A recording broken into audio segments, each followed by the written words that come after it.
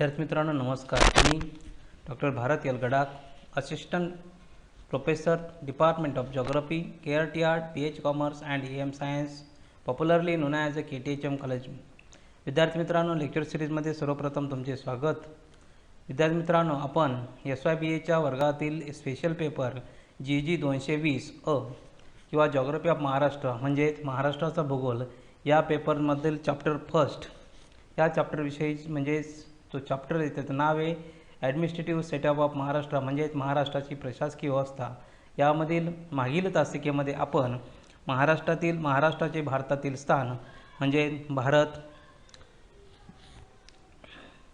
तसेच भारत कोणत्या गोलार्धामध्ये आहे, तसेच महाराष्ट्राचे स्थान, महाराष्ट्राचा व भारताचा अक्षवृत्ती व रेखावृत्ती विस्तार, तसेच भारत व भारताचा अक्षवृत्ती व रेखावृत्ती विस्तार, तसेच भारताचा आकार, महाराष्ट्राचा आकार, भारताची लांबी रुंदी व यांचे क्षेत्रफळ, महाराष्ट्राची लांबी व रुंदी यांचे क्षेत्रफळ याविषयी आपण मागील तासिकेमध्ये चर्चा केली आहे. विद्यार्थी मित्रांनो, या तासिकेमध्ये आपण राजकीय सीमा, नैसर्गिक सीमा व राजकीय सीमा याविषयी चर्चा करणार आहोत. विद्यार्थी मित्रांनो, की राजकीय नैसर्गिक सीमा म्हणजे काय किंवा राजकीय सीमा म्हणजे काय, किंवा महाराष्ट्राच्या नैसर्गिक सीमा कोणती लाभली आहे, तसेच राजकीय सीमा कोणती आहे, तसेच भारताला राजकीय सीमा कोणती आहे, नैसर्गिक सीमा कोणती आहे, याचाही आपण या तासिकेमध्ये विचार करणार आहोत.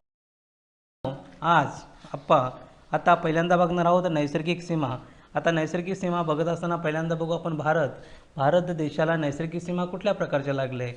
आता नैसर्गिक सीमा म्हटलं म्हणजे निसर्गाने निर्माण केलेल्या सीमा. आता भारताच्या जर उत्तरेला गेलो तर आपल्याला उत्तरेला गेल्यानंतर आपल्याला आढळतो हिमालय पर्वत. आता हिमालय पर्वत म्हणजे नैसर्गिकदृष्ट्या म्हणजे नैसर्गिक सीमा त्या ठिकाणी आपल्याला दिसून येईल. त्यानंतर ईशान्येला गेल्यानंतर राकी नो योमा म्हणजे आर्कान योमा ही एक त्या ठिकाणी नैसर्गिक सीमा आपल्याला दिसून येईल.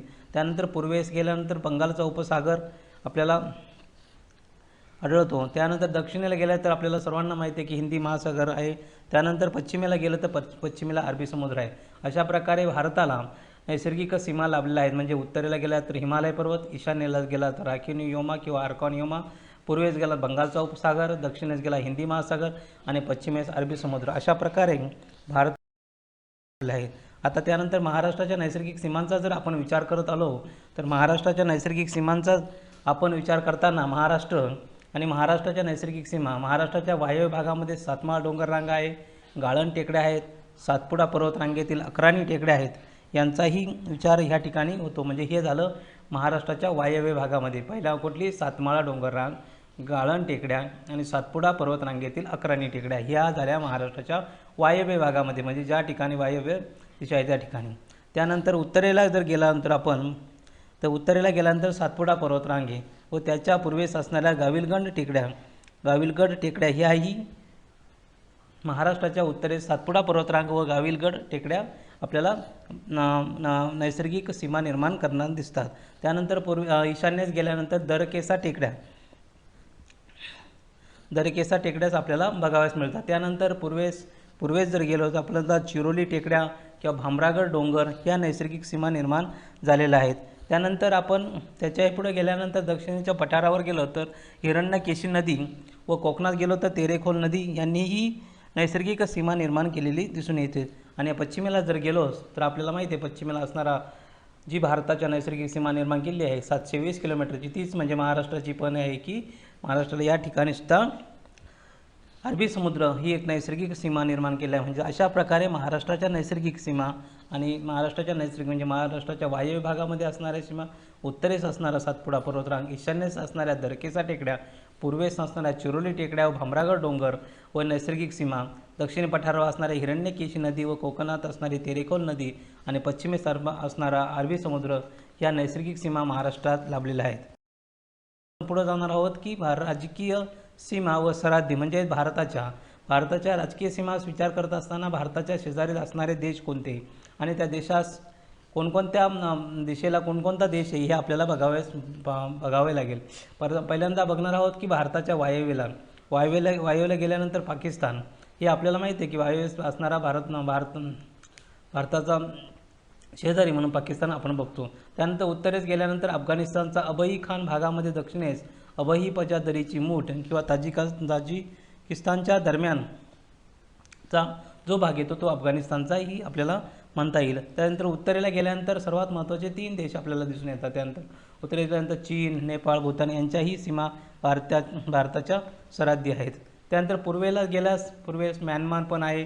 त्यानंतर म्यानमार म्हणजे ब्रह्मदेश व बांगलादेश असून त्यानंतर सर्वात महत्त्वाचे म्हणजे दक्षिणेकडे जर गेलो आपण तर मनारचे आखात, त्यानंतर पाकच्या समुद्रधुनी म्हणजे पाकची समुद्रधुनी म्हणजे काय तर 2 असणाऱ्या भूभाखंडांना जोडणारा असा एक भाग आहे जे 2 भूभाखंड आहे आणि पण त्या ठिकाणी समुद्र आहे। असा समुद्र म्हणजे पाकची समुद्रधुनी। त्या ठिकाणी श्रीलंका आहे म्हणजे भारताच्या दक्षिणेला श्रीलंका आहे। म्हणजे अशा प्रकारे राजकीय सीमा म्हणजे दुसऱ्या देशाच्या सीमा या ठिकाणी लाभल्या म्हणजे वायव्येस पाकिस्तान, उत्तरेस थोडासा अफगाणिस्तान, त्यानंतर चीन, नेपाळ, भूटान, त्याच पूर्वेस म्यानमार, बांगलादेश, त्यानंतर दक्षिणेकडे गेल्यानंतर श्रीलंका।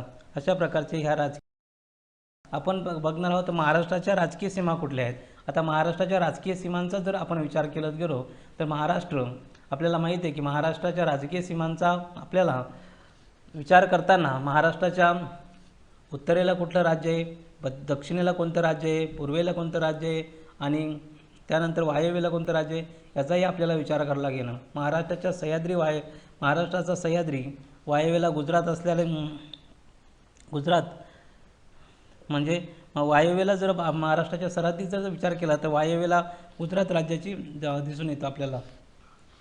त्यानंतर ठाणे जिल्हा असेल, धुळे असेल, नंदुरबार जिल्हा या जिल्ह्यांचा त्या ठिकाणी आहे। तसेच या ठिकाणी दादरा नगर हवेली याचाही ह्या ठाणे जिल्ह्याची सरहद्द आपल्याला त्या ठिकाणी दिसून येईल। म्हणजे त्यानंतर पुढे गेल्यानंतर उत्तरेकडे जर आपण गेलो तर उत्तर प्रदेश बरोबर मध्य प्रदेश बरोबर त्या ठिकाणी नंदुरबार, धुळे, जळगाव, बुलढाणा, अमरावती, नागपूर, भंडारा व गोंदिया जिल्ह्यांचा समावेश या ठिकाणी होतो। म्हणजे या जिल्ह्यांना प्रामुख्याने मध्य प्रदेशची सीमा त्या ठिकाणी लागून आहे।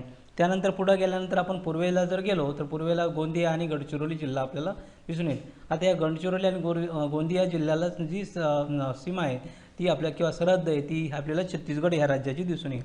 त्यानंतर आपण आग्नेयला जर गेलो, आग्नेयला गेल्यानंतर गडचिरोली, चंद्रपूर, यवतमाळ व नांदेड जिल्हा आपल्याला दिसून येईल। ह्या नांदेड जिल्ह्याच्या सरहद्दी ह्या आपल्याला या ठिकाणी आंध्र प्रदेशाला लागून आहे असे किंवा आग्नेय दिशेस आंध्र प्रदेशाला लागून आहेत आपल्याला समजून येईल। त्यानंतर पुढे जर आपण दक्षिणेला गेल्यानंतर कोल्हापूर, सांगली, सोलापूर आणि उस्मानाबाद, लातूर या जिल्ह्यांच्या सीमा या कर्नाटक राज्याला लागून आहेत।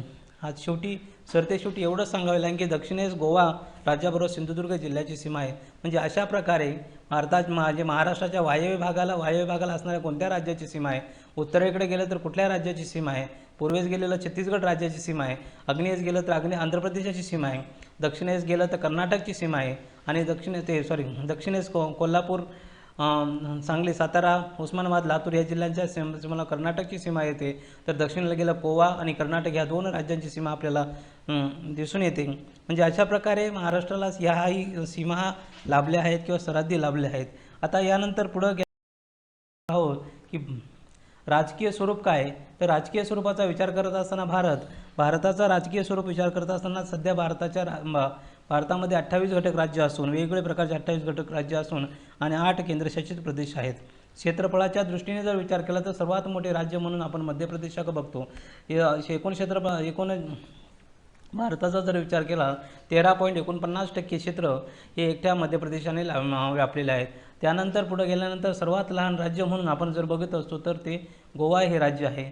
एकूण जवळजवळ या विचाराने आपण बघितलं गेलं पाहिजे की सर्वात लहान राज्य कोणतं आणि सर्वात मोठे राज्य कोणतं याचाही आपण विचार करत आलो।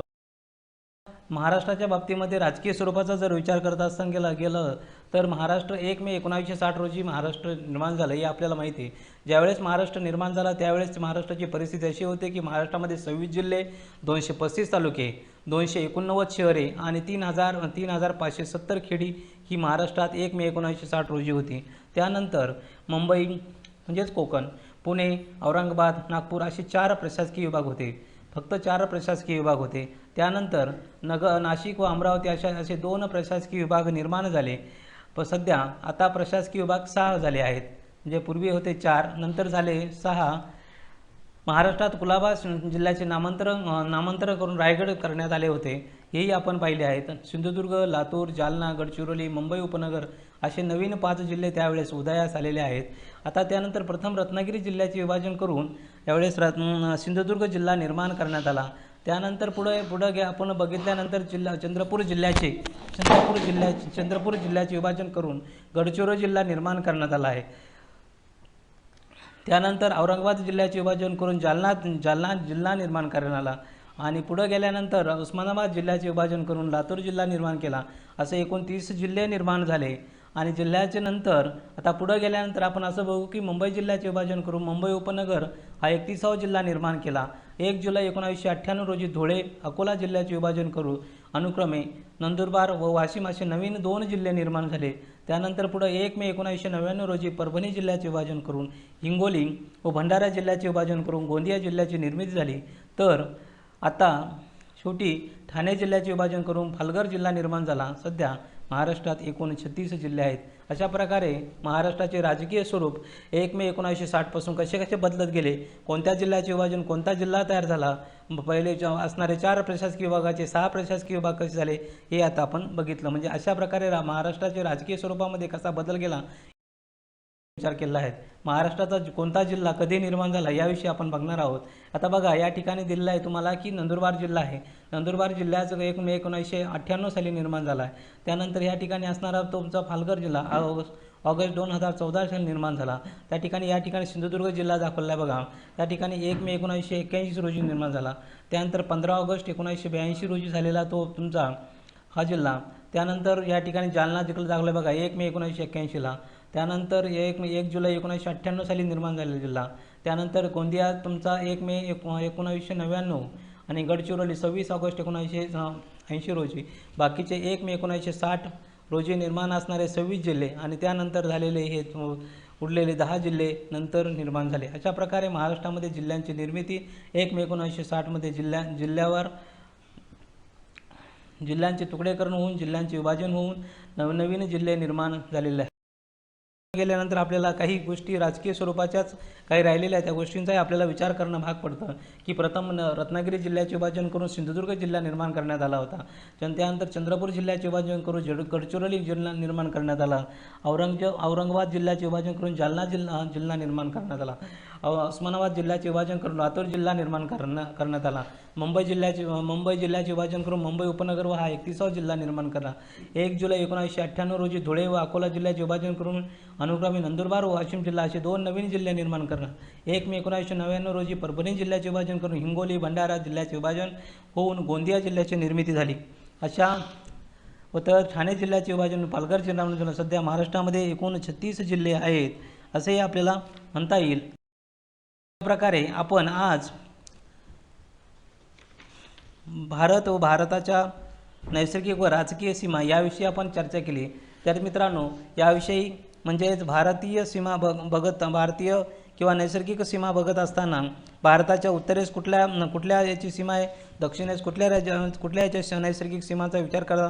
त्यानंतर महाराष्ट्राच्या नैसर्गिक सीमांचा विचार करत असताना महाराष्ट्राच्या वायव्य भागात सातमाळा डोंगररांग असेल किंवा भारताच्या महाराष्ट्राच्या उत्तरेस सातपुडा पर्वतरांगा व तर पूर्वेस गाविलखंड टेकड्या, तर ईशान्येस असणाऱ्या दरकेसा टेकड्या, पूर्वेस चिरोली टेकड्या याचाही आपण या ठिकाणी विचार केला आहे. महाराष्ट्राच्या राजकीय सीमांचा किंवा परस्परांचा विचार करत असताना वायव्येला असणारे गुजरात राज्य किंवा पूर्वेस असणारं छत्तीसगड राज्य किंवा दक्षिणेस असणारं कर्नाटक किंवा गोवा राज्य याचाही आपण या ठिकाणी विचार केला.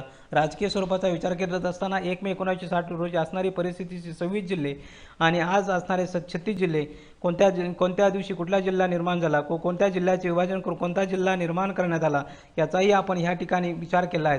अशा प्रकारे ह्या टॉपिकविषयी कोणाच्या मनात काही शंका निर्माण होत असेल तर त्यांनी भारत गडाख BHARAT गडाख GADAKH@kthmcollege.ac.in या मेलवरती आपण ईमेल करू शकता. धन्यवाद. Thank you very much. तो बॉम्बाला मध्ये